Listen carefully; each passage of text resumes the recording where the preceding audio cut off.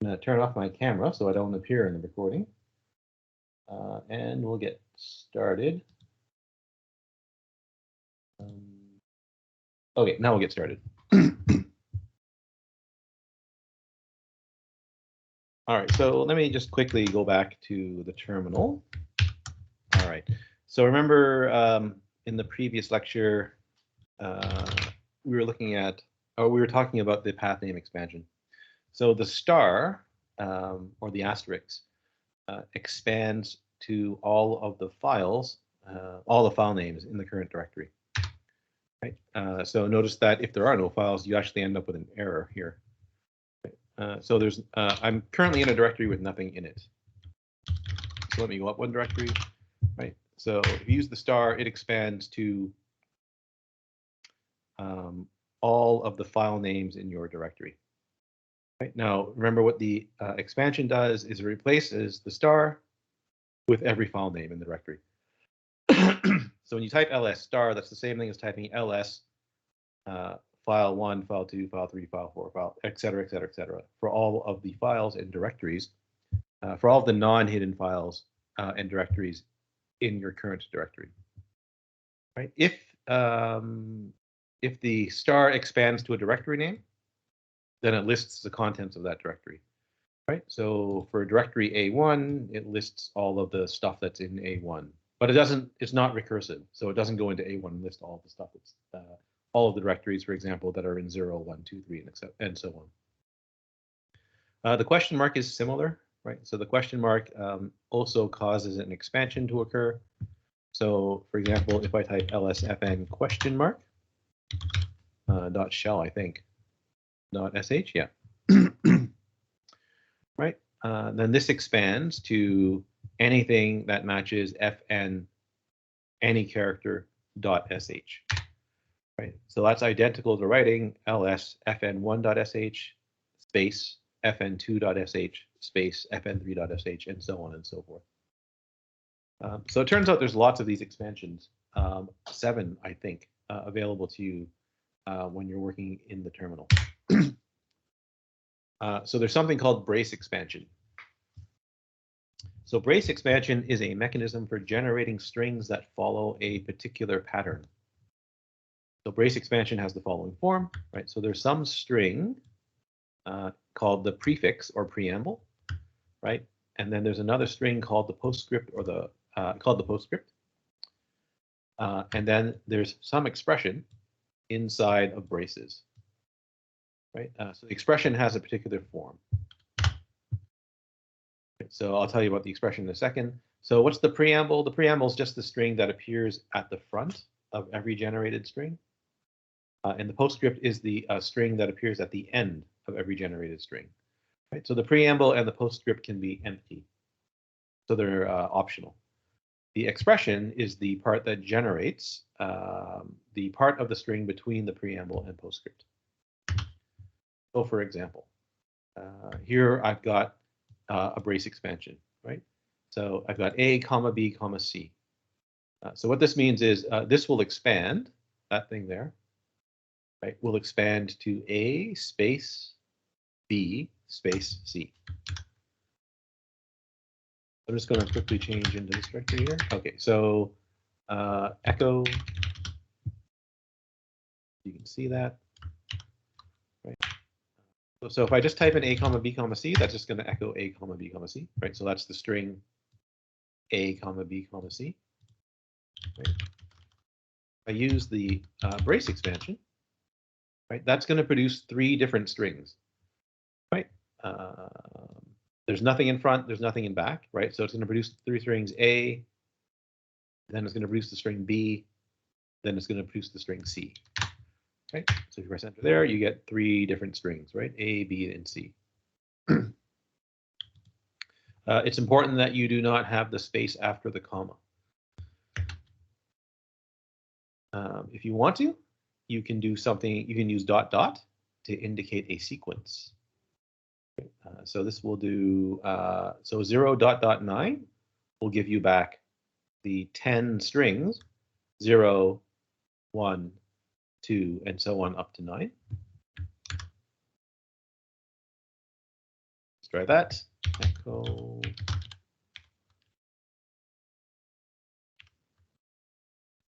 So there are your 10 strings.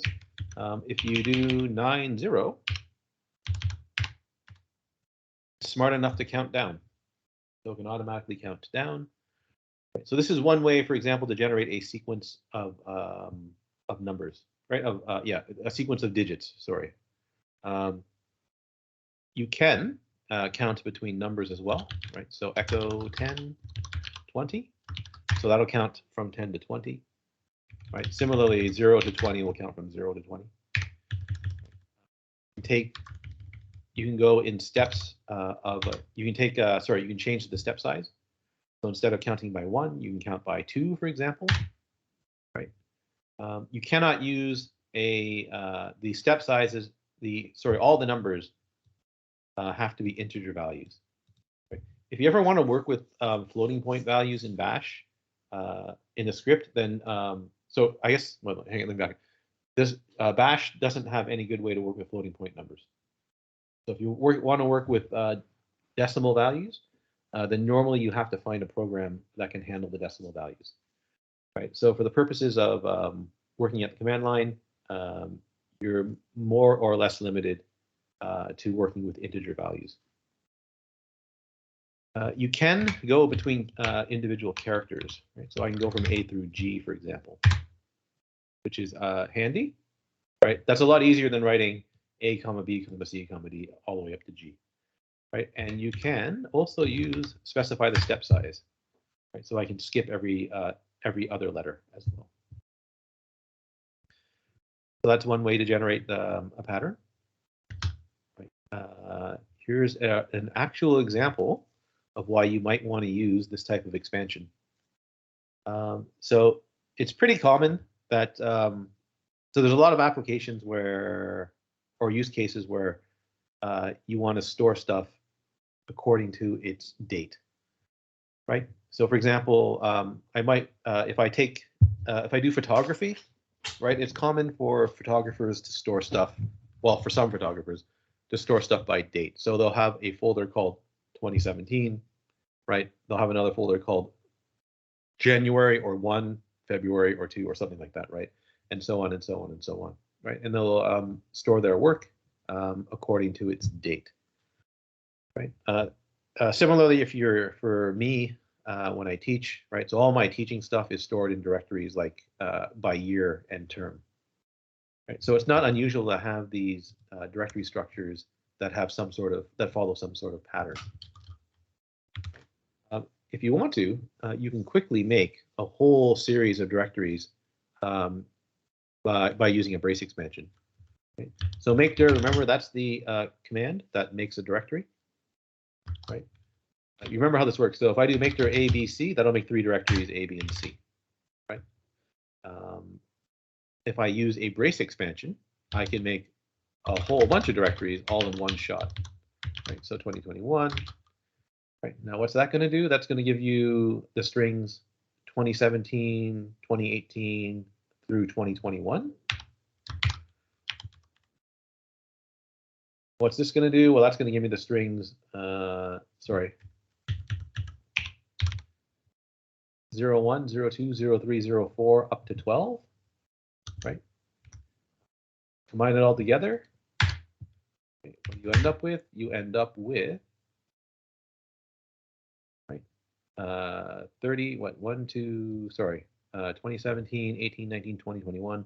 So you end up with 5 years and 12 months for each year. So you end up with a total of 60 directories, right? All created using a single command, right? Which, is way easier to do than clicking on a Windows Explorer GUI and doing new folder and then changing the name of the new folder every time. Right. Here's another example of creating a whole bunch of files at the same time. Right. If I want to make the files empty files, file 00 up to file 30, you can write that command there. So touch. Remember, so touch is the command that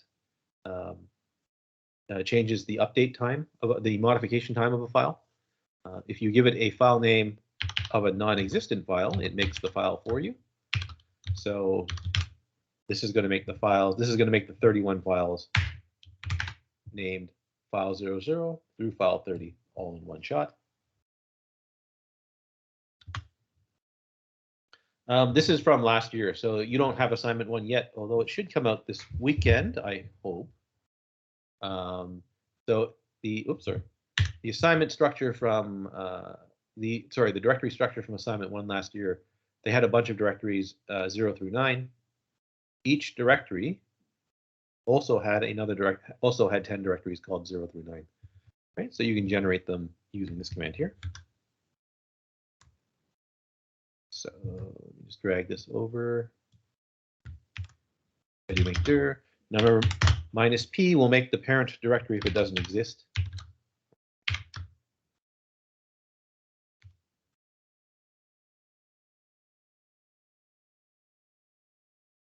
So again, that's 0, 1, 2, 3, 4, 5, 6, 7, 8, 9.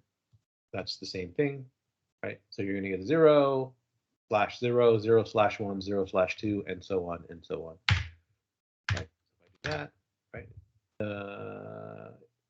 Here are my directory 0, 1, 2, 3, 4, 5, 6, 7, 8, 9. Now this is actually kind of important. Notice how ls sorts its output, right? So it sorts it alphabetically, right? When you're working with numbers, that's not always what you want to do, right? So it would be nice if I saw 0, 1, 2, 3, 4, 5, 6, 7, 8, 9, right? But because it's sorting alphabetically, as soon as it sees a 2, right, 201701 comes after, is the thing that comes immediately after 2. Right? So it's not uncommon when you're working with numbers that you prefix the number with leading zeros, right? So if I had 0, 0, 0, 1, 0, 2, and then all the way through 0, 9, those would all show up as the first 10 files in the directory. If you look inside, or if I ask ls to list the contents of directory 0, you'll see there's another 10 directories. Right, same with 1, all the way through 9. Right, so that just generated 100 directories all with a single command. And here's one more example. You can nest the expansion. Right, so here we've got a nested expansion. Right, there's the first brace. Its matching brace is over here. Everything in here is going to expand to something. What does it expand to? It either expands to UCB/EX or UCB/edit, right? Or lib_a or lib_how_x. So if you actually type that in, well, let's type it in. What the heck? So echo right, user.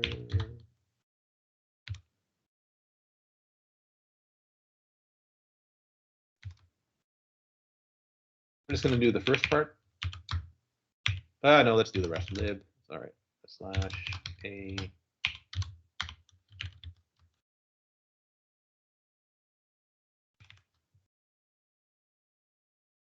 Okay, let's make sure I got that right. So user /brace UCB/brace. Right. Okay, it looks right. And that's what you end up with. Okay, so you end up with user UCB_EX, user UCB_edit, user lib_a, and user lib_how_x. So you can nest these things as well.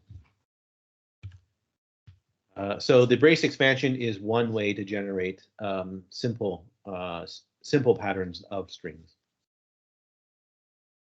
The tilde expansion we've seen already. So remember that tilde is shorthand for your home directory.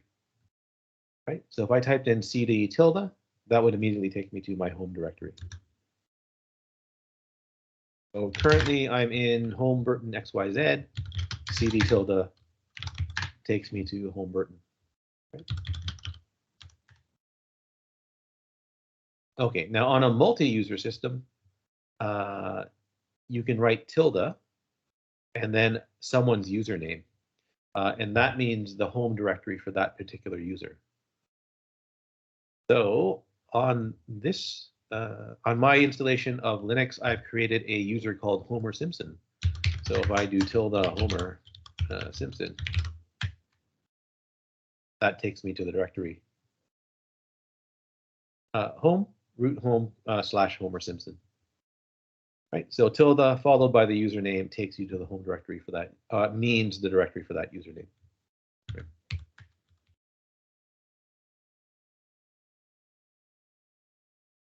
And there's your example right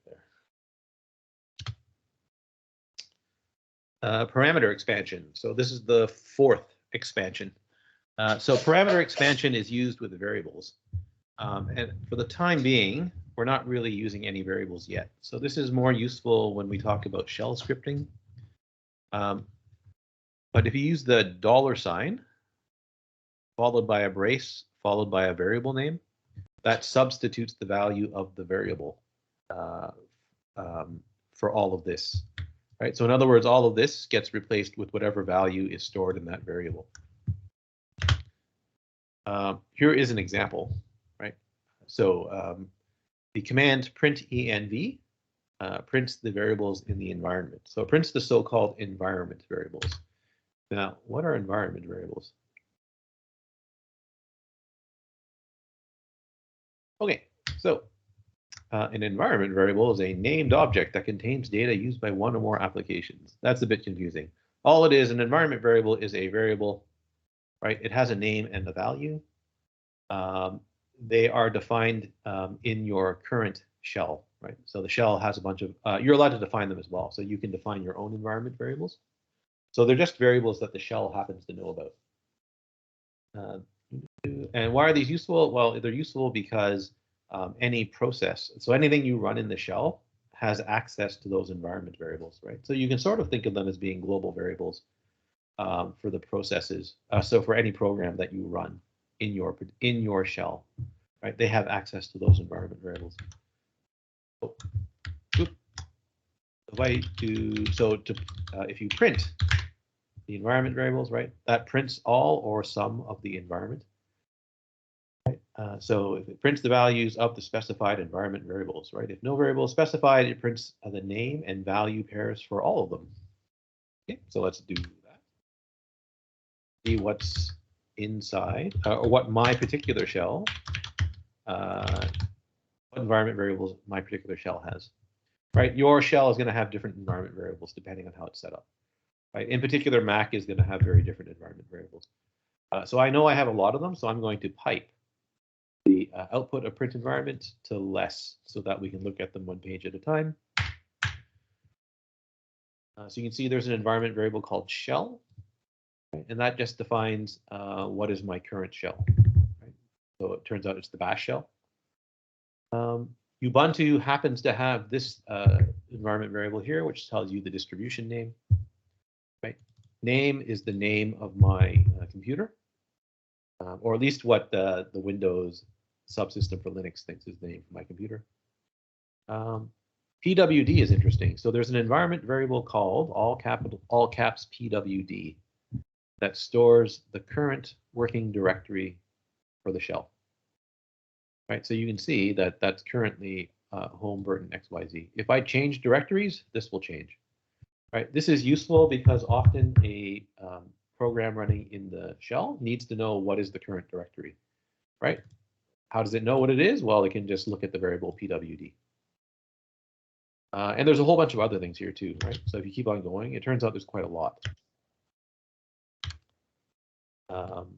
Okay. Now, what was the point of all that? Well, I want to show you parameter expansion. So I know that there's an environment variable called big PWD. So I can get the value of that environment variable by using a by using a parameter expansion. Right? So $ brace parameter name. $brace parameter name.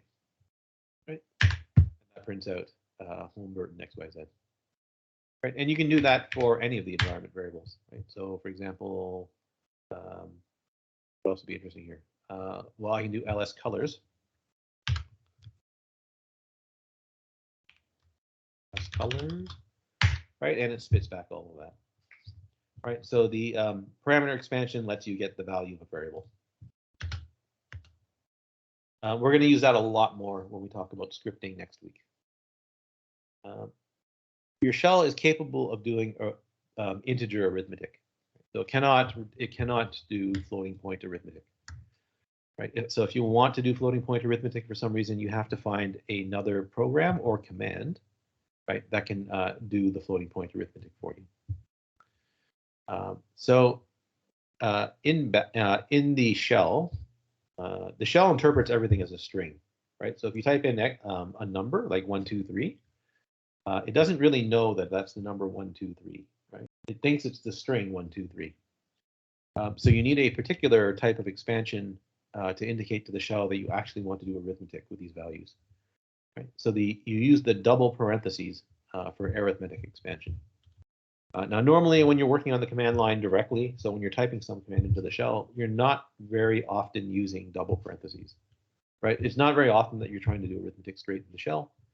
So again, this is usually more common when you're writing scripts, but this is what it looks like, right? So again, the $sign, double round brackets, right? Closing round brackets, and then an expression inside, right? So what this does is it takes the expression, right, tries to evaluate it using integer arithmetic, and then replaces the whole thing with the string corresponding to the value, right? So this does 1 + 1, so that gives you 2, and then replaces all of this with the string 2, right? We've got 2 × 5 inside of round brackets and a $sign, right? So that computes 10, and then replaces all of this with the string 10, right? So that makes the directory dir10, right? This echoes the number 2, or the string 2, more precisely. So if we do echo round bracket +1, you get 2. Okay. Now, do I have a directory 10 already? I do not. So make dir $, sorry, 2 × 5. Inside an arithmetic expansion, spaces are allowed. Bash is funny because sometimes you can put spaces. Sometimes you can use spaces. A lot of the time you cannot. Right? And then there are occasions when there has to be a space in a particular location. So you have to be a little bit careful when you use the space. Inside the arithmetic expansion, spaces are fine. Okay, so that doesn't, what does that do? Is there dir10? There it is right there. So notice that string concatenation in Bash, you don't have to do anything special. Right, so remember what this is doing? That's computing the value 10 and turning it into a string. And then all of this that's highlighted gets replaced with the string 1, 0. Right? And that automatically gets concatenated onto the end of dir. Right? So whatever value here is here, that's considered part of the string. That's considered the end of the string, or that's considered to be attached to the end of dir. Right? So you don't have to do anything special to concatenate strings in Bash. Okay, so what sort of operators do you have access to? Well, you have access to all of the operators that you're used to in Java, right? So you've got plus, and minus, right? The post increment and pre-increment forms, right? Addition to subtract, sorry, these are unary minus and plus. So this is negative, that's positive, right? Going from top to bottom is in decreasing order of precedence, right? So these have highest precedence, second highest precedence, third highest precedence. Exponentiation, right? So you have star, so the same as Python. Integer multiplication, integer division, and integer remainder. You have access to addition and subtraction, and then finally assignment you're allowed to use as well. Right, so star equals means, so I star equals 1 means I equals I plus 1, times 1. Right, divide equals, so I divide equals 5 means I equals I divided by 5, and so on and so forth. Oh, the arithmetic stuff. So the arithmetic stuff, there's also comparison operators. right? So you can do less than, greater than, and equal to. If you hit that link, which I have somewhere. All right, so if you hit that link, you can find a list of all the operators available to you. Okay, so command substitution lets you perform a command. Right? So I can type in a command here, like ls, right?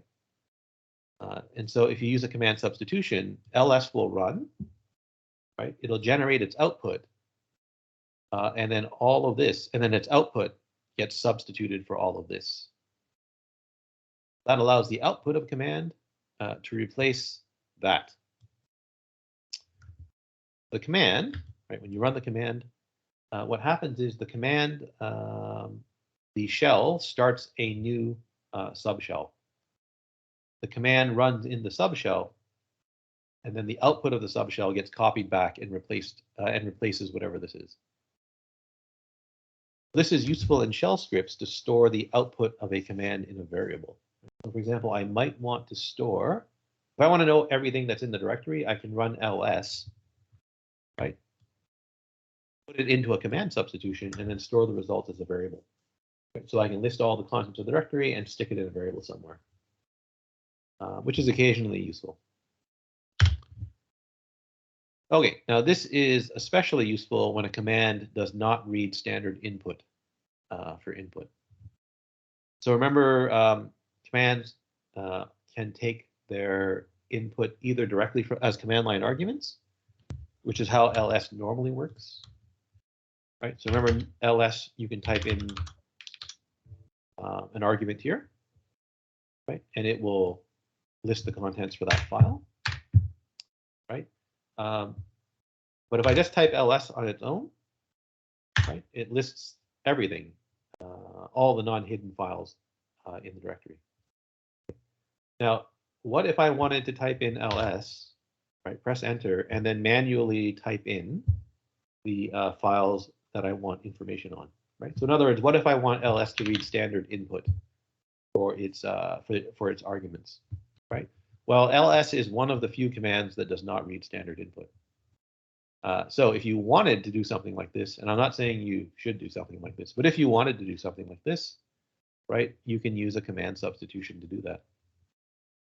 So remember what which does, right? Which tells you the name of the program, right? The location of the program corresponding to a command, right? So when I type in CP, it actually runs the program user bin CP, right? If I wanted information about that, right? So one way to do that would be to type in ls-l root user bin CP, or I can simply grab the output of which, right, store that as a command substitution, and use that value to call to pass to ls, right? So that prints out the same thing. Right. So one more time, right? What does this do? Right. That runs the command which, right? And then all of that takes the result of which, and all of that means substitute the result of which for this expression here. Right. So in other words, substitute that for all of this.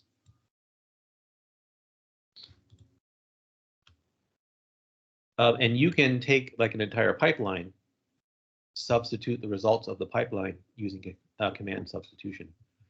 Right, so here I'm going to use the change mod command to change the permissions on a whole bunch of files. Right, so which files am I going to change? So ls, right, -d. This doesn't matter in this case because I don't have any directories called file something. Right, but I'm going to use ls. I'm going to list all of the files that start with the string file and end with the string text.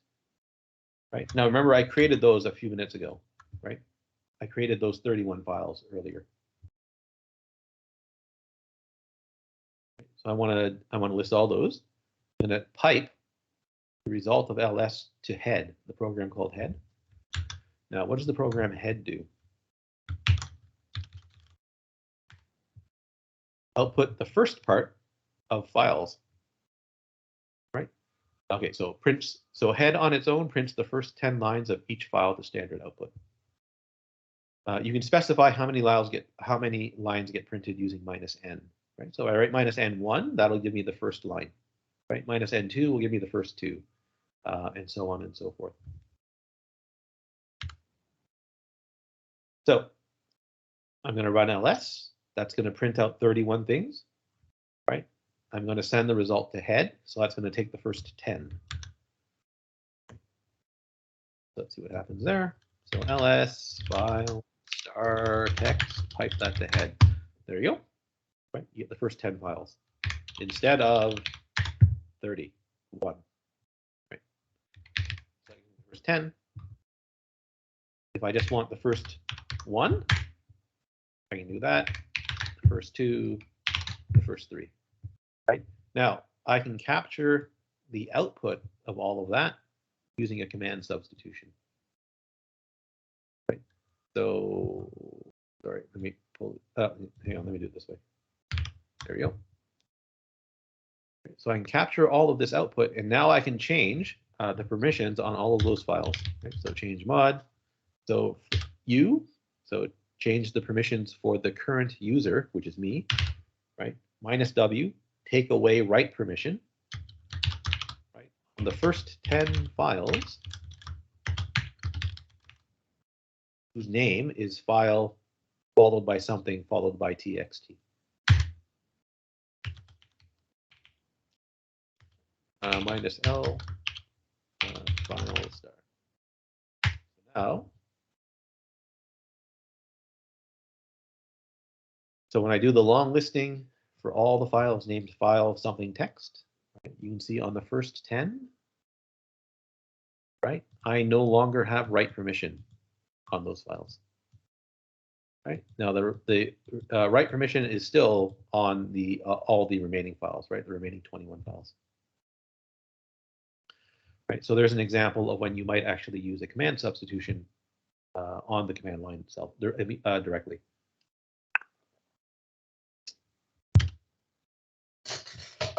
All right. Now, Bash is a bit funny in that, so the way the commands work is you type in a command, and then you type a space, and then you type in an argument, and then you type in a space, and then you type in an argument, and then you type in a space, and so on. Right? So in other words, spaces are significant to the shell. The shell uses white space. Now, white space is defined to be a space character, a tab character, or a new line character by default. So it uses those as what are called field delimiters. Right? So a delimiter is just something that separates stuff, right? If you happen to have a sequence of white space characters, then they're treated as a single delimiter. Right? So space, space, space, that's treated as though it's a single space. Now, when you do a parameter expansion or a command substitution, right, those can end up in white space. So for example, if you list the contents of a directory, right, each individual file is separated with a space, right, a white space of some kind, right, either a space or a new line character or something like that, right? Now, if I take that result, right, so if I store the result of ls in a command substitution and then pass it to another command, those spaces between the file names might be a problem, right? So those all lead to word splitting. If the spaces are important, then you have to quote a result. You have to quote the result. Right? So quoting in Bash is used to remove the special meaning of certain characters or words. Right? Quoting also prevents certain expansions from happening. So in particular, there are characters called meta characters that you have to quote or escape if you want them to represent themselves. Right? So when using the when you're using the shell, right? So there's a bunch of characters that we've been using that have certain meanings, right? So star will match all file names, right? Question mark will match any character. Square brackets, round brackets, they all have special meaning, right? If you want those characters to appear as themselves, right, and not have special meaning, you have to escape them, right? So here are all the characters that have special meaning to the bash shell, right? So spaces, tabs, and new lines, those are white space. So they all mean something to the shell, right? The vertical bar and the and, that's or and and. Right? Semicolon lets you separate commands. The round brackets, you've seen they're used for arithmetic expansion, right? Less than and greater than, they also mean something to the shell, right? Those are the redirection operators. Okay, so unquoted or unescaped white space separates arguments, right? So that's important because a lot of people like to name their files with spaces between the words of the file name. Right. This is especially true of people who have only used Windows, have only used a graphical user interface. Right. So if you've only ever used Windows or Mac and you've only ever used the graphical file explorer, it's very common to create files or directories that have special characters in their names. Right, because the graphical user interface takes care of all the special characters for you. That's not true when you're working on the command line. So if I want to make the name a file whose name is file name space with spaces dot text, I can't just write the first command. Right. So for example, if I just write the first command, file name with spaces dot text, right? Remember the shell uses the space as the separator between arguments, right? So as far as the shell is concerned, this is asking the shell to run the touch command to touch the file called file name, to touch the second file called with, and to touch the third file called spaces.text. So if you run that, right, you end up with a file called, first touch, you end up with a file called file name. You end up with a second file called with, and you end up with a third file called spaces.text. Right? If you actually want the file to be file name with spaces.text, you need to escape the space. Right? So that's backslash. In other words, file name backslash space, right, tells the shell not to that tells the shell that I want the space character here as part of the string. Right? Backslash space means I want this space as part of the string. Enter, and now I have the file called file name with spaces.text with the spaces in between. Right. So people who grew up working on a command line, so that's not a whole lot of people anymore. You'd be pretty old if you grew up working on the command line strictly. Tend not to call their files or directories, tend not to use spaces in their file names or directory names. I actually ran into an interesting problem yesterday. Someone in CMPE 212, that's sort of like CISC 124. They're working on a Mac and they couldn't, and their Eclipse wasn't working properly. So they wrote hello world in Eclipse and tried to run it in Eclipse, and Eclipse says it couldn't find the main, it can't find the class containing a main function, a main method. Right. But everything else looked fine. So it looks like Eclipse was installed properly. It looked like Java was installed properly. And Eclipse wasn't indicating that there were any errors in the project. And it turns out they had a directory called the following, 2021/22. So that's how they named their current year's directory. Right? Now, what's the problem with that? Well, the slash, that's the directory name separator on Mac, right? And Linux, right? On Windows, it's the backslash, right? But they had that in their directory name. So when Eclipse sees that, it thinks that there's a directory called 2021, And then it thinks there's a directory called 22, but there isn't, right? There's a directory called 2021/22 /22. And that was enough to cause Eclipse to not be able to find the class that contains the main function, the main method. So you have to be careful when you're using special characters in file names. So that backslash, that's Bash's way of escaping the meta characters, right? That's similar to what you would have done in Python and Java, right? /t is tab, /n is new line, and things like that. Right? Now the slash, if there's a new line immediately after the slash, then that's the line separator in Bash. So for example, ls, right, backslash, and then immediately press enter, right? No space here. So if you press enter, then Bash knows that you have split the line intentionally, right? So I can now type in the rest of the command and then press enter, right? And then it prints out all the files that start with the word file. If you put the space in, backslash and then space, right? It tells you there's no file name called space, right? So if you want to split lines in Bash, you can use the backslash, but there has to be nothing after it except for a new line.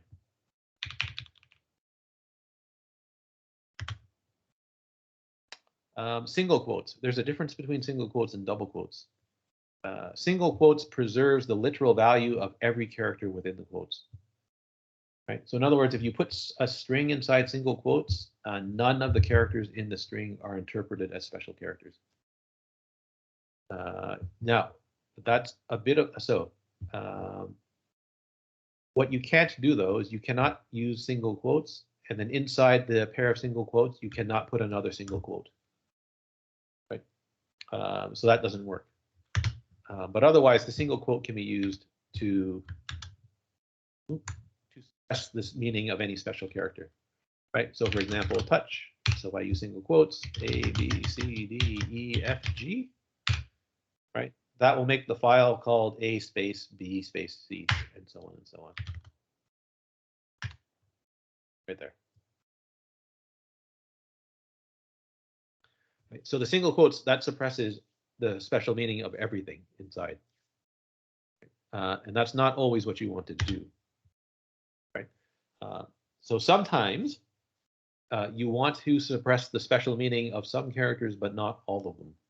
And that's when you use the double quote. What time is it? Okay.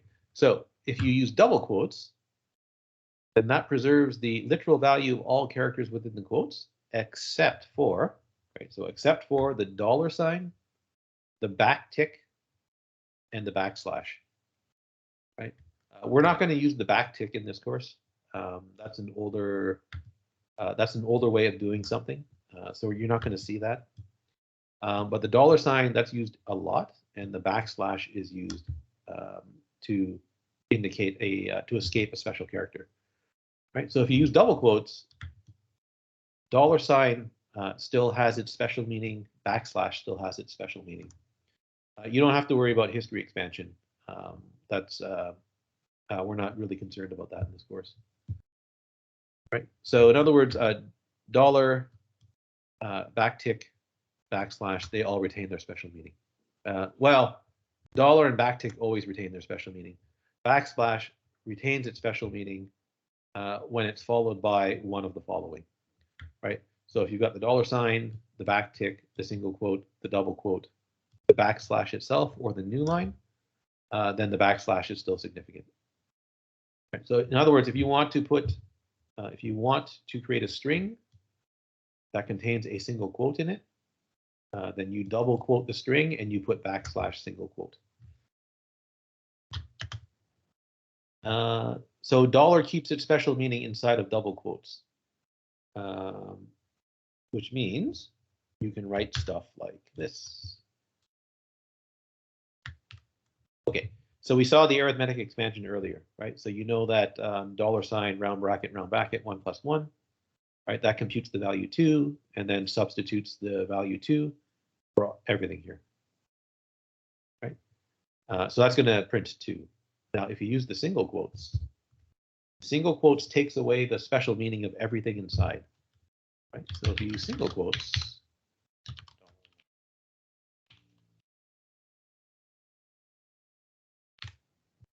right, that's actually going to print out dollar round bracket 1 + 1. Right? Because the single quotes takes away the special meaning of the dollar sign. The double quote does not take away the special meaning. So the double quote preserves the special meaning of the dollar sign. So the arithmetic expansion happens, and you get the number 2. Right? Now you might ask, why on earth do you want to do that? It's because if I want to do something like that, right? I want to print out ABC with a space, followed by the number 2, right? I can do that by enclosing everything in double quotes. Right? The space loses its special meaning, right? But the arithmetic expansion does not. So that will give me back something like that. Another example is when you want to when you want to include an unusual character inside the string. So when you want to include one of the quotes inside of the string.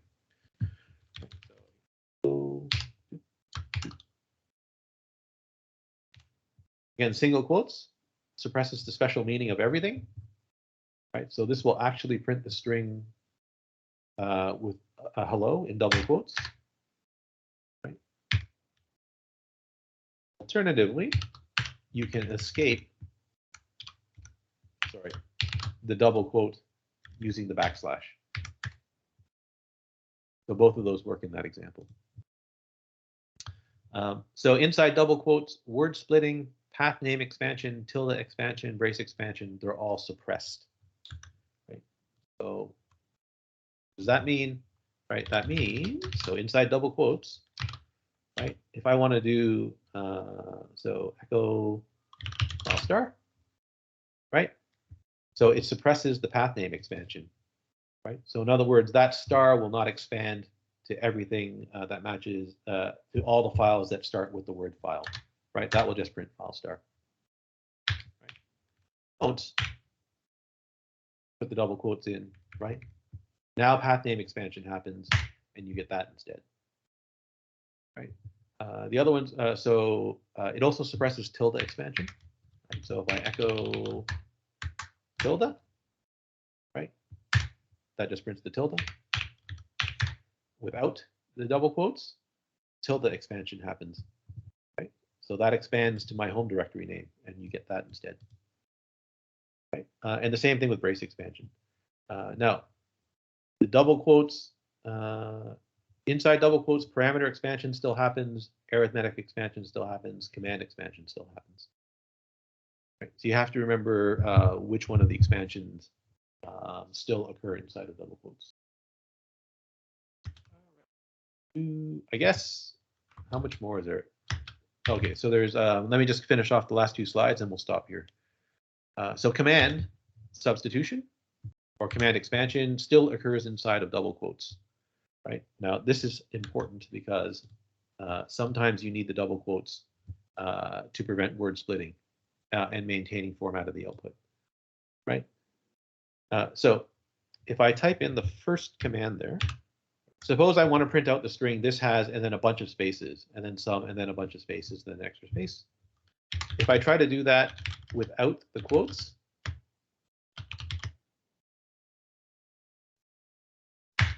and then you end up, then all of the separators, they're all merged into a single separator.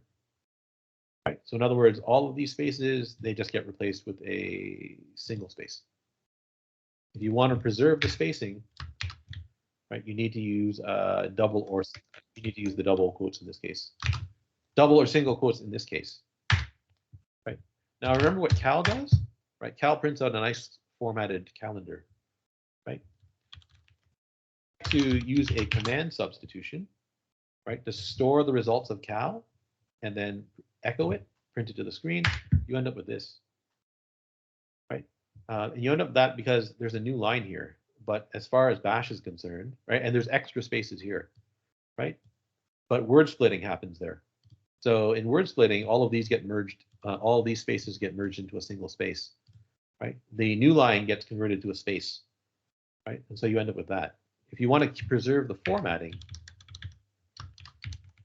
right, you have to suppress word splitting. So I have to double quote it, and now you get that. All right, so the fact that bash uses strings and spaces to separate as a separator is pretty important. So you need some way to deal with you need some way to deal with the fact that spaces are important. The order of expansions, not a, I don't think it's a big deal in this course. It could be a bigger deal later on if you do end up working a lot in bash. Right, the expansions happen in a particular order. So your sequence of commands or how you write your commands sometimes matters. Right. So if you ever need to know what the order of expansions are, that's it. All right. I'm a little bit over time. Anyone have any questions about today's lecture?